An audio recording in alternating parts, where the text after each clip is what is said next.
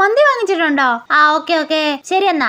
ആരാടി വിളിച്ചേ? ആ അതെന്റെ ചേട്ടനാടി. വീട്ടിൽ മന്തി വാങ്ങിയിട്ടുണ്ടെന്ന് പറയാൻ വിളിച്ചതാ. ആണോ? നിനക്ക് ചേട്ടനൊക്കെ ഉള്ളതുകൊണ്ട് വീട്ടിൽ അടിപൊളിയായിരിക്കും അല്ലേടി? പിന്നെ അല്ലാണ്ട് നല്ല വൈബല്ലേ. ആണല്ലേ?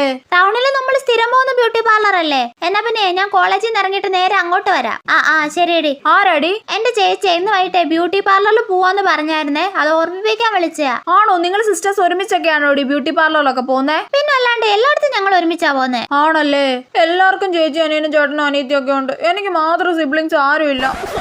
മന്തി മൊത്തം തിന്നോ? ഞാൻ ക്ലാസ് വിട്ട് വരട്ടെ, നിന്നെ ഞാൻ ശരിയാക്കുന്നുണ്ട്. എന്താടി, എന്താ പ്രശ്നം? അവൻ എന്റെ മന്തി മൊത്തം തിന്നടി. എന്റെ പൊന്നോ, എന്റെ വീട്ടിൽ ഇതുപോലെ അടി. ഞങ്ങൾ തമ്മിൽ എന്നും ഫുഡിനടിയാ. ഷെടാ, ഫുഡിനടിയോ? മോളെ ഈ ഐസ്ക്രീം ഒക്കെ തിന്നു തീർക്കടി. ബിരിയാണി കഴിച്ചു കഴിഞ്ഞിട്ട് തിന്നാ അമ്മേ. മോളെ കുറച്ച് ബിരിയാണി കൂടി ഇടട്ടേടി. ബാക്കി വൈകുന്നേരം കഴിക്കാൻ പാപ്പ, വയറ് നിറഞ്ഞ്. എന്റെ പൊന്നോ, ഫുഡൊന്നും ഞാൻ അങ്ങനെ ആർക്കും ഷെയർ ചെയ്യൂല.